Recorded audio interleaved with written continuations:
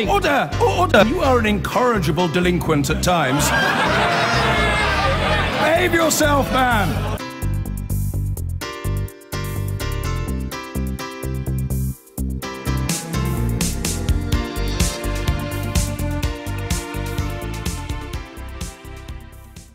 The narrative in this election is that Theresa May is hyper-cautious and shies away from any risks. So it's odd, then, that the Conservative manifesto contains so much challenging news for one group, above all others, that actually votes, pensioners. And the Work and Pension Secretary, Damian Green, is with me now. Damian Green, welcome. Good morning. Thanks for coming in. Do you recognise this document? I do. Who produced it? The Conservative Party. And what does it contain? It contains a very forensic dissection of the fact that the way... Detailed costings, we could say. The way Labour approaches any problem is to say there is a magic money tree. All we need to do, we don't need to reform anything, we don't need to change anything, we just need to take money off businesses and people, and that solves the problem. We know, okay, because you and I remember the 1970s, you'd agree, that is what this would You would this agree would this is very detailed costing? I would agree this exposes the Labour manifesto for being just a charade. So here's another document. Why does this have no detailed costing at all? Why is this an uncosted document? Because the difference between the Conservative Party and the Labour Party is that we produce realistic policies to deal with the real problems of this country, some of which raise money, or some of which spend... No, some of our pledges are to spend less money or to move money around so that it's spent in the right places. It's spent supporting people, not just saying, oh, well, the only solution to everything is more money and we're going to do that by taxing British business. That's, people... you were talking about this overexcited weekend we're having at the moment. I think this will focus people's minds on the fact that in less than a month's time, Jeremy Corbyn could be leading the Brexit negotiations, and given Labour's complete lack of credibility, nonsensical economic policy, as well as their other policies, nobody surely wants that. So you mocked them for the money tree and all the rest of it. They have given us quite detailed accounts of how much tax they'd raise and from whom. You haven't. Let me talk, if I may, about the black holes in your manifesto. You say that you're going to spend another £8 billion on the National Health Service. Where is that money coming from? That money is there. We see it because we extra money. We produced a budget a few months ago, so all the detailed costings for Conservative policies are already there. This is extra money for the NHS. And I'm just asking you where it comes from. It can come from extra taxes, extra borrowing, or cuts somewhere else. So which of these is it? A lot of it is retargeting money from within the system, because we know we can do things better. It's how we can promise more support for mental health, for instance. Well, from various parts of the NHS and the other parts of the public sector. For example, one of the things you've been talking about earlier, about social care. On this programme last week said there was going to be an extra £1 billion for the armed forces in this manifesto. Where does that money come from? I was about to give you an example of one of the things you were talking about earlier, where we are now going to target winter fuel payments on those who really need them, and that money, the money that we save from that, can be targeted to the health and social care system. That seems to us a sensible way of dealing with one of the big issues facing the country. How much money are you going to raise from cutting winter fuel payments? Well, it depends where we set the level. No, we said we'd consult on that. We know it costs roughly about £2 billion. Most of that £2 billion? We'll see, because we haven't, as you know, set the level exactly. Of it is an uncosted black hole document. It's not uncosted because we haven't said we are going to spend X billion extra on health. We are saying that the money we save on the winter fuel payments going to Mick Jagger and Bernie Ecclestone and indeed John McDonnell, that will be better spent on the social care system, which needs more money. Everyone agrees that. Lots of people watching this programme are not Mick Jagger, or indeed very, very wealthy. They are pensioners wondering at what level they're going to lose their winter fuel payments. Well, that's why we said in the manifesto... And they're very concerned. And you're not going to tell them? We will consult so that everyone who is in genuine need of the winter fuel payment will still get it. But we think the money that's currently being spent on people who need it less, many of whom have come up and said to me over the years, really, should I be getting this? That money is better spent in a social care system that we all agree is one of the great challenges facing our country. The difference between our document and the Labour document is that we actually deal with the big challenges facing this country. Theirs is just a wish list. Can I put it to you, the difference between the two documents is that you have got teams of clever people trawling through the Labour Party promises and costing every single one of them and telling people what it might cost and where it's going to come from. And your document, those clever people are saying nothing to pensioners watching this programme who need to know before voting day whether they're going to lose their winter fuel payments or not. Do they not deserve that information? They will know that if they are in genuine need of the winter fuel payment, they will still get that. We are going to set that at a level. What does genuine need mean? What you said, well, that's what we're going to consult on after the election, because that's the sensible way to do it. That's the way a grown-up government will operate. We'll say, here's a manifesto, here's our broad proposal, a proposal which causes interest among commentators. It's not commentators who are interested about this. It is pensioners watching this programme wondering, if I vote Conservative on June the 8th, does that mean that on June the 15th I lose my winter fuel payment, yes or no? Well, lots of them need to know that. Well, it's not commentators. And they will be able to contribute to the consultation. But they will know, those pensioners will know that we have massively reduced pensioner poverty. One of the proudest things that successive governments have done is that in the 70s and 80s, pensioner poverty was 40% of pensioners. We've now got that down to 14%. I'm really proud that we've introduced the auto-enrolment system that means that 7 million more people are now saving for a pension, so that we'll be able to provide more security and dignity in old age for more people. Through the generations, we're looking ahead. We're not just looking at the election. We're thinking long-term about the big challenges. We have somehow slipped sideways away from winter fuel payments.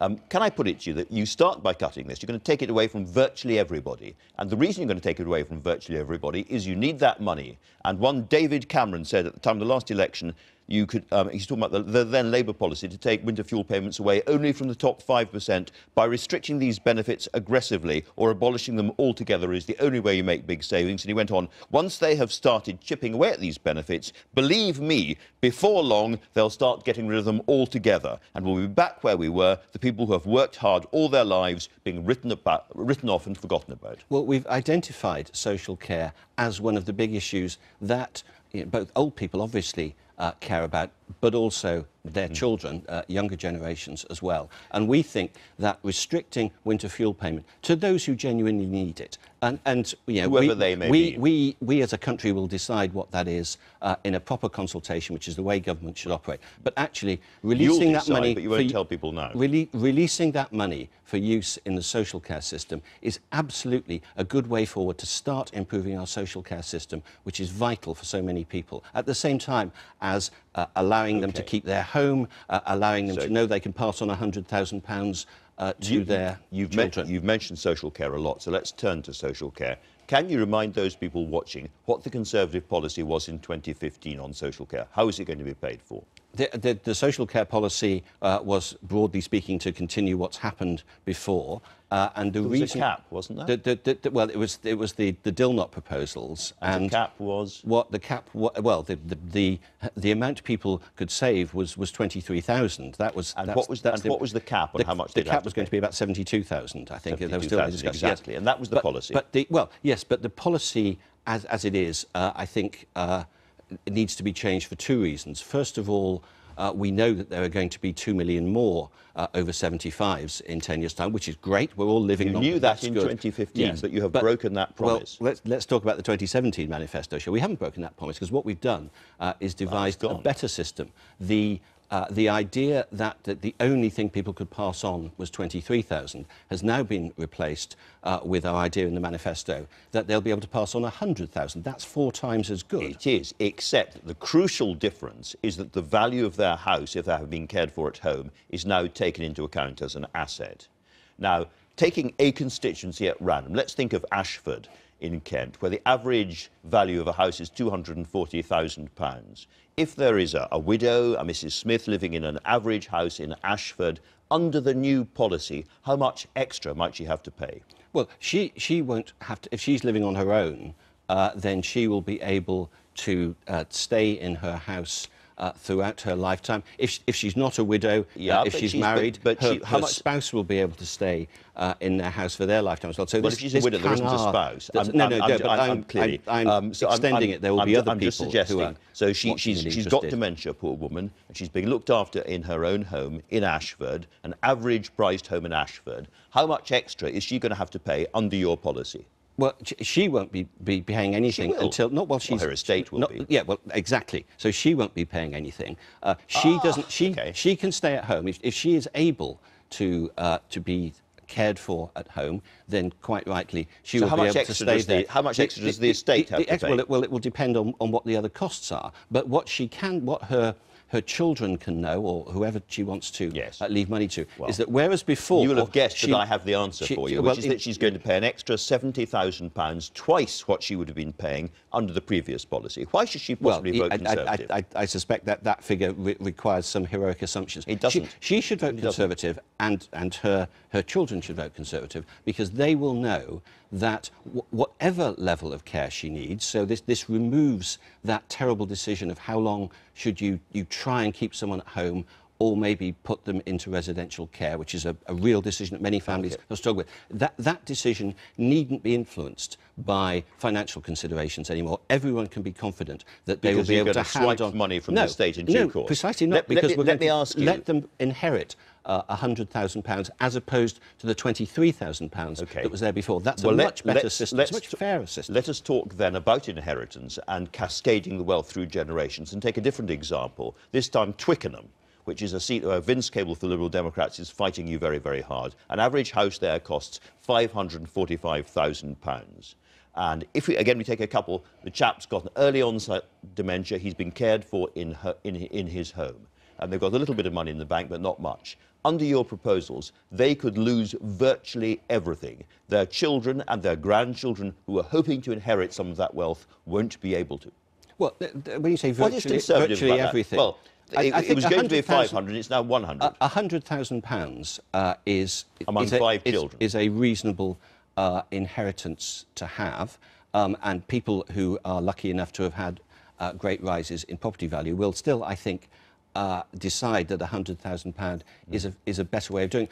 But this has got to be put in the context of funding the social care system. Of course, I understand there is a problem, but I'm just asking you about your answers to it. Well, our answers to that problem mean that more money goes into the social care system. Everyone knows that there will be a decent inheritance for them. Nobody will have to lose their home during their lifetime or the lifetime of their surviving spouse. This is a much fairer system, and it's a much more sustainable system. Used to believe in inheritance. This is a vast, secret inheritance tax. No, it's not. Yes, it is.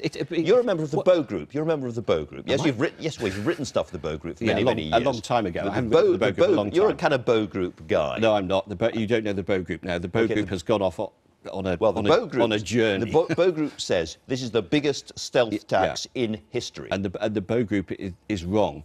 We are saying that everyone can inherit £100,000, regardless of the costs that the state and therefore the taxpayer has paid to them. One of the big issues that's facing this country is intergenerational fairness. So this system is fair to older people. Let me finish this one. You've also got to be fair to people working now and paying taxes. That is the only other way to pay for the care system. So this system we are proposing is fair both to pensioners, and particularly that minority of pensioners that may need long-term care, but also to working taxpayers. And that's the question you want to ask John McDonnell. Okay. How can he justify... I'll ask you the questions I want to ask him. Life is unfair generally. It's very unfair that some people get dementia and some people don't. Under the original Dillnot system, we pooled the risk in society after a certain threshold and spread out the unfairness. If you are very unlucky and you get a terrible disease that means that you're being looked after at home, maybe a stroke where you don't return to work or whatever it might be, you're being looked after at home, then the rest of society will come in and help. You don't have to pay again. Under the new proposals, you are basically on your own for most of it. Here is what Sir Andrew Dillnot himself has said. People will be left helpless, knowing that if they are unlucky enough to suffer the need for care, they will be entirely on their own until they're down to the last £100,000 of all their wealth, including their house. And that's, he was right last time and he's right now. No, I mean, there are two problems with what Andrew Dunlop proposed, and it was a serious set of proposals. One is that the social insurance he proposed as a way of doing it, there are no products there for it. You know, that market doesn't exist. And the other, of course, is that his problem of, as it were, setting a cap rather than a floor meant that the distribution of the benefits became wildly uneven. You know, we are a party that Theresa May wants a country that works for everyone. So it's got to work for people, not just in Ashford, though clearly I care about them, and Twickenham, but also in Hartlepool and in North Wales and in Scotland and so on. And so allowing everyone to know that there is this flat figure of £100,000 is fair to everyone. Very briefly, in Ashford and Twickenham and Scotland, lots of other places, people hate this policy and it makes them very, very nervous indeed. Is there any chance at all you're going to look at it again? No.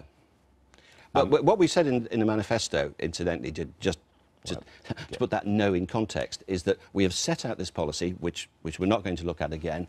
There will be a green paper covering both social care and health coming out in the summer, because we all know that the long-term solution to the social care crisis is better integration of the NHS and social care. That's the aim of our policy. This is the first step along that road. I know you're coming back to discuss this more later in the programme, but for now, Damian Green, thank you very much indeed for joining us. Mr McDonnell, welcome. Now, you'll have heard all of that. I'm just going to ask you very straightforwardly. Before we start, can I just pay tribute to Joe Cox's husband, Brendan? I thought that was extremely moving, but extremely courageous as well, what he's done. Thank you very much. Yeah. Can I ask you, we were talking about social care there. Yes. What is the Labour policy for funding social care? Right. Immediately, we've promised to put in £8 billion over the lifetime of Parliament to plug the gap that the Conservatives have created. Remember, part of this crisis isn't just about an ageing population. Excuse me, it's also about the £4.6 billion that's been cut by the Conservatives from social care since 2010. What we're suggesting is that we need to get back to the Dunlop proposals. Including a cap? Yes, let's be clear. What he recommended was a cap, which I agree, because that gives the certainty to people about how much they will pay. Secondly, and a cap of about how much? Well, if you remember, the recommendation that was coming out of David Cameron's was about 72,000 by 2020. And you'd stick with around that, would you? I think so, but the issue here is that it's the point you made about the lottery, what condition will you get. The reason some people are calling this, unfortunately, a dementia tax is because you don't know what condition you'll suffer from. And if it is a more serious one like dementia, and I tell you, I've been through this in my family, I know what it's like. What happens is that the burden falls upon you. Dunlop's proposals was also to have a threshold as well, so there'd be enough for your children to inherit if you had those assets. But he said this basic principle, which is the NHS principle, you pool the risk. And in that way, people are not left, as he said, on their own. Well, I gave Damian Green some examples. I'll give you an example as well. Let's think of a couple living in Burnley. Yeah. A constituency which is marginal and being strongly fought over at the moment. Yeah. And the average house there could be worth less than £100,000. Yeah. And for people who need social care at home in Burnley, in a Labour heartland seat, this is great news. It means they will not have to pay a penny. It gives them the security. OK. Funnily enough, my daughters live up near Burnley, and property prices are increasing there just as they are right the way around the country. I'm glad to hear it for Burnley. What we want to do is make sure, just like the NHS, there's a pooled risk so everybody is certain. You know, that concept of we're all in this together, I think is the right one to apply to health as well as it is to social care itself. In that way, that's why, let me just finish, Andrew, that's why we supported Dunlop, but we also supported a cross-party approach, because we've got to have something that's sustainable over generations. So that's why we've said to the Conservative Party, pull this now, let's go back to that cross-party approach that actually Andrew Dunlop was proposing. And I just feel we've all been let down as a result of what's come in this Tory manifesto. Let me ask about your own manifesto and some unanswered questions in your own manifesto. Are you going to end the freeze on welfare benefits? Right, what we're doing is we're putting £30 billion in over the lifetime of the Parliament into welfare. We're reforming the whole process, universal credits, and the implication of that will be, the impact of that will be basically the freeze. The impact of these proposals will make the freeze irrelevant because we'll reform the whole process. You know what I've said about when the freeze was introduced. I'm just interested that when I say, are you going to end the freeze on benefits, you can't simply say yes. Well, in effect, we will be doing as part of the overall reform package that we're putting forward, which includes the introduction of a real living wage as well, which includes the reform of universal credits and a whole range of other aspects, including scrapping the bedroom tax, sanctions, etc. What about child tax credits? Right. Are you going to restore child tax credits? What we're doing is an overall comprehensive reform. Look, I'm saying... You should be able to say yes. Well, and you said you were going to swim I through will. vomit and listen, to vote against this. I tell you, people know how strongly I feel on this, and Jeremy Corbyn. That's why I use that expression. That's why in my first budget, the reforms that we'll bring forward will make sure people are not just protected, but the system will be reformed to benefit them. If you're angry about it, you could reverse it. The Resolution Foundation, on which the Labour Party has rested quite heavily, says that 78% of Conservative cuts under your proposals will not be reversed. OK. I do not accept that. I think the proposals that we'll be putting forward on reform, as we've set out already, will ensure that, in effect, we will be addressing this issue of how we reverse the benefit freeze itself. I want to do it as part of an overall reform package and not just pick off one by one. The issue, look, I tell you, I feel so strongly on this, we will deliver this in the first budget. It would cost you £8 billion to do the things that I've suggested. Socialism, as the man said, is the language of priorities. And your priorities as a government seem to be directed more towards middle-class families, because you found £11 billion to reverse the university charges. And that, as you know, mainly the university fees mainly go to middle-class families. Well, why can't you find that kind of money for people on benefits? We are putting £30 billion in benefit changes to make sure we tackle the real issues and reform the whole system. So £30 billion is going in. But remember, this issue, I know what people are saying about the issue around tuition fees, but we've just seen for the first time, because the Tories increasing tuition fees from £3,000 to £9,000, we've just seen state children, the percentage of state children declining. So it is becoming a disincentive for our youngsters to stay on, and that affects, well, aspiring working class families. OK, well, let's look at another aspect of the manifesto, which we can't disagree about because it's true: higher taxes and higher debt. Now, you have said that you're going to borrow, roughly speaking, £25 billion a year for 10 years to £250 billion, a huge amount of money. But you've also said that you're going to nationalise privatised industries without telling us how much that's going to cost. And at the end of all of this, you're going to have less debt than before. Do you mean less debt in real terms? It's in relationship to trend GDP. So it's a smaller percentage, it's not a smaller figure. As the economy grows. So that's the way in which basically economists and others, the markets value our economy. So all of that, sorry. OK, let me take you through it, shall I? No, well, I just want to jump in a little bit. All of that, because that all depends. To get those numbers to work, that all depends on a certain rate of growth of the economy. Otherwise, it's kind of meaningless. So what is the rate of growth that you're looking for? Right, let me just take you through bit by bit, because we need to unpick that. Can I start off with the basic proposal as well? We published this. No other political party, well, certainly the Conservatives haven't. The Conservatives published their manifesto. You picked Damian up on this one. Others, IFS, other independent organisations, have costed the additional funding that's needed for the Tory manifesto is £40 billion. I don't think there's a pound sign in their manifesto at all. No, completely uncosted proposal. So I'll come on. So I just want to contrast. He had to go at you. You're having a go at him. Fair dues. I want to come on to your own borrowing. OK, we published this on the basis of every policy would be costing a funding source. On borrowing, on the £25 billion, basically, you know as well as I do, the OBR multiplier is 1. That means for every pound you invest, you get at least £1 back. That will cover our borrowing as we go forward. The £25 billion a year, how have I arrived at that figure? It is from the CBI saying we need £500 billion investment over a 10-year period. It's less that figure than the figure of economic growth that you require as a Labour government to fund your own plans. The OBR analysis is basically for every pound you invest, you get £1 back, so it'll cover the borrowing itself.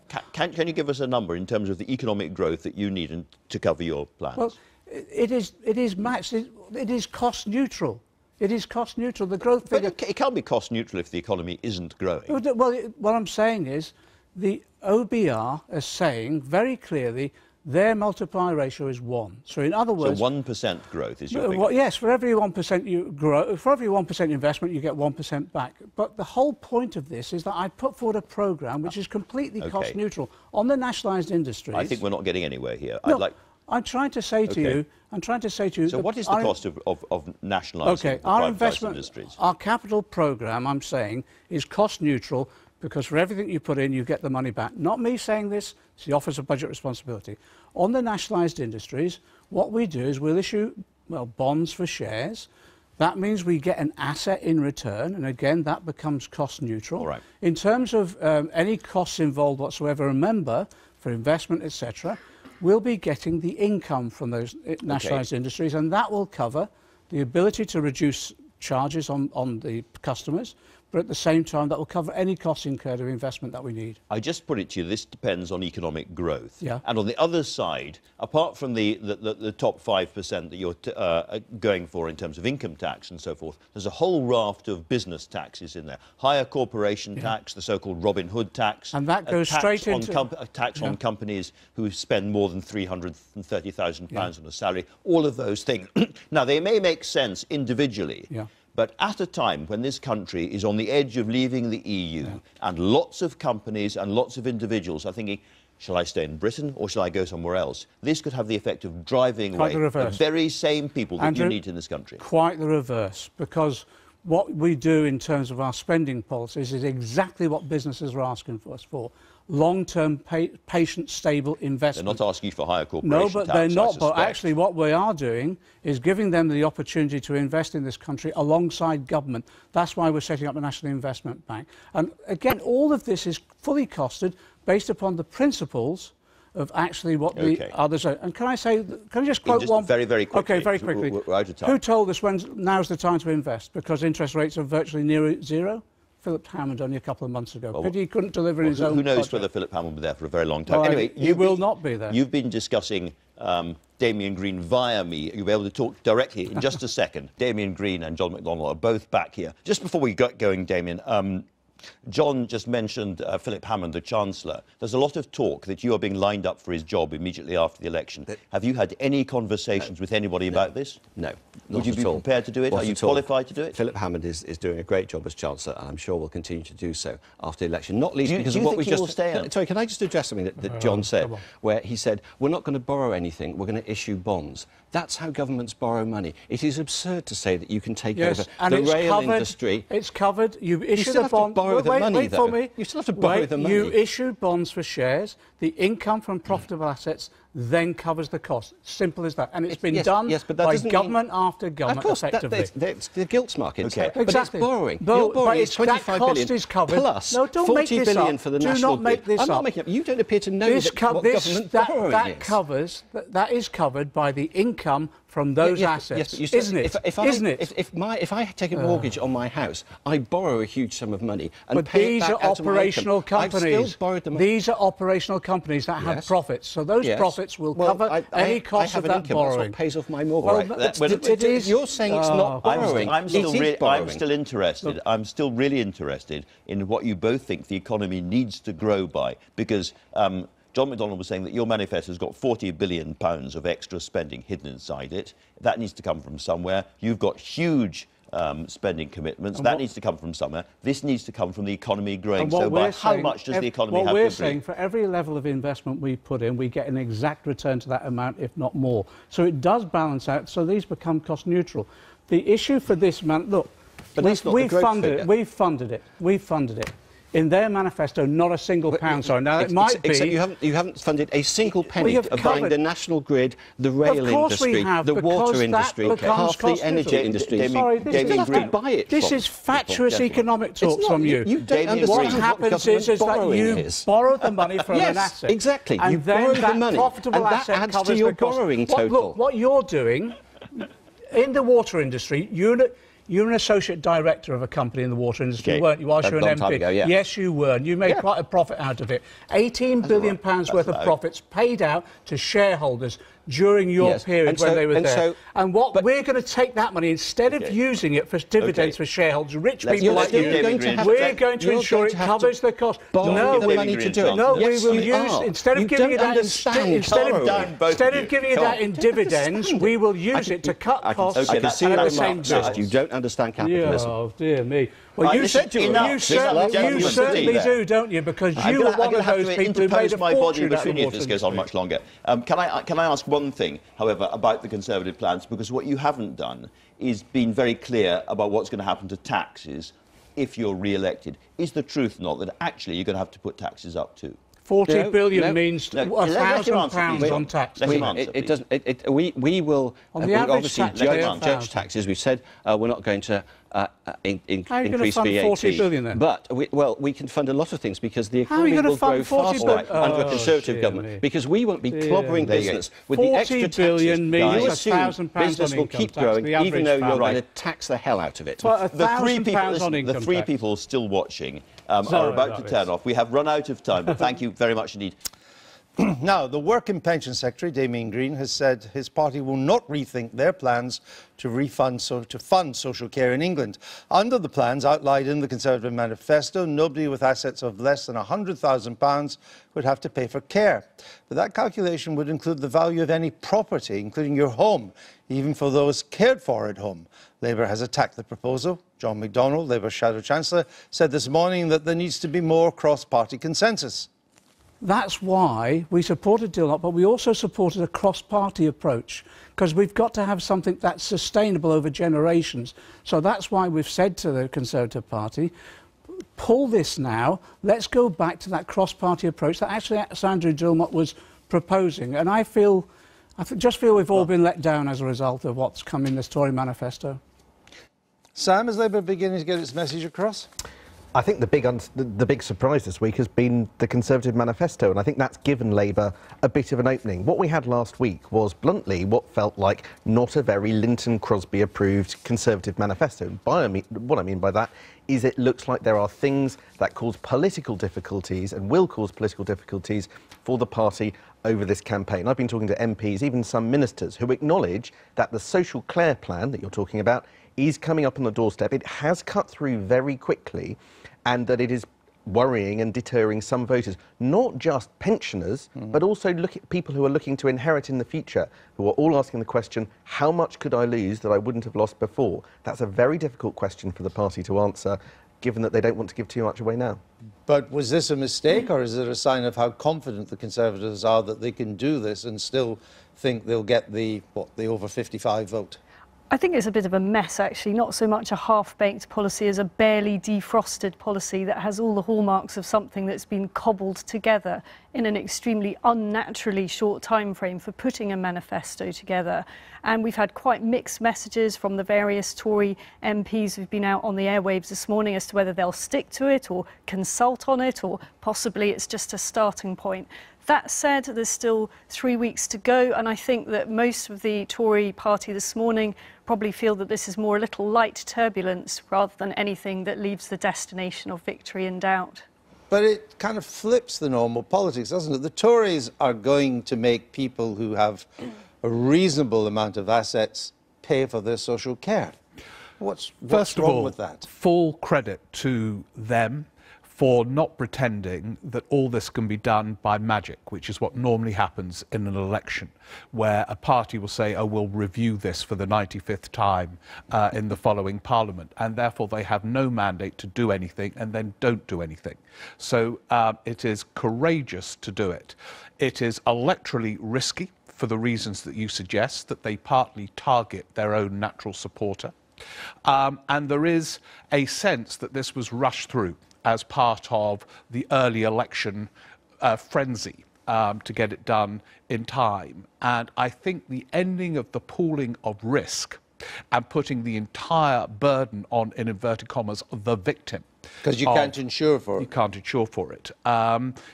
Is against the spirit of a lot of the rest of the manifesto and will present them with huge problems if they try and implement it in the next Parliament. All right, well, let's just take a look at the state of the polls. We're just about 2.5 weeks away from polling day. Nearly 5 weeks ago, on Tuesday, the 18th of April, Theresa May called the election. At that point, this was the median average of recent polls. The Conservatives were on 43%, an 18-point lead over Labour on 25%. UKIP and the Liberal Democrats were both on 11%. Just over 3 weeks later, on Thursday, the 11th of May, a draft of Labour's manifesto was leaked to the press. In the intervening weeks, the average support for the Conservatives and Labour had increased, but it had decreased for the Lib Dems and especially UKIP. Then last Tuesday, we had the official launch of the Labour manifesto. By that point, the median Labour polling score had gone up another 2%, with the Tories up 1%. By this point, the Lib Dems and UKIP had also slipped back slightly. Later in the week, we had the manifestos from the Lib Dems and the Conservatives. And this morning, we've had 4 more polls. Taking these new polls into account, this is how the parties currently stand on average. Labour are now on 34%, up 4 points since the launch of their manifesto. The Conservatives are on 46%, down 2 points since last Tuesday. UKIP and the Lib Dems are both unchanged on 8% and 5%. You can find this poll tracker on the BBC website. You can see how the average trend is calculated and find the results of the national polls going back over the last 2 years. So, Isabel, is this the Tories' wobbly weekend or is it the start of a narrowing? Well, it's a bit wobbly, but I think we need to keep it in perspective. This is still an extremely healthy lead for the Tories. I think what is interesting is, at the start of this campaign, most of us commentators expected 2 things to happen. One, that the Lib Dems would have a really significant surge. That hasn't happened at all. And secondly, that Labour would crash and plummet, and actually instead they're on the healthy low 30s. What does that tell you? I wonder whether it tells you something about the tribal nature of the Labour vote and also the continuing problems, I think, with the Tory brand. One other thing I would say is a lot of Tory MPs wouldn't be too unhappy if Labour's result isn't quite as bad as has been anticipated. They don't want Corbyn to go anywhere. And I guess if the polls, the latest polls, were to be the result on June the 8th, Mr Corbyn may not be it would be a bad defeat, but he may not be in a rush to go anywhere. Depends, I still think, on the number of seats as well. If there's a landslide win, I think one way or another he won't stay. If it's much narrower, he has grounds for arguing he's done much better than anticipated. And the polls, as Isabel says, are very interesting. We keep on comparing this with 83. In 83, the Tory lead widened consistently during the campaign. There was the SDP Liberal Alliance doing well in terms of the percentage of the vote in the polls. And here, as Isabel again said, the Lib Dems don't seem to be doing that. So the parallels with 83 don't really stack up. But let's see what happens. I mean, you know, these polls, it's still early days, really. Some people are saying, oh, well, this is the result of the social care policy. We don't really know that about these latest polls. Well, how do you read them? I think that there has just in the last week or so been the decision by some people to hold their nose and vote Labour who didn't before. But there's another really important part of the polls that's often under-commented. Probably the biggest thing in this election has been how the right has reunited behind Theresa May. That figure for UKIP is incredibly small, 3, 4, 5 percentage points, depending on which poll you're looking at. She has brought those UKIP voters behind her, and that, in fact, could be the decisive factor in many seats, rather than the Labour share of the vote pipping up a bit or down a bit, depending on how much they're in the news and how turbulent the Tory manifesto has All right, thank you for that. I've been getting away with it all.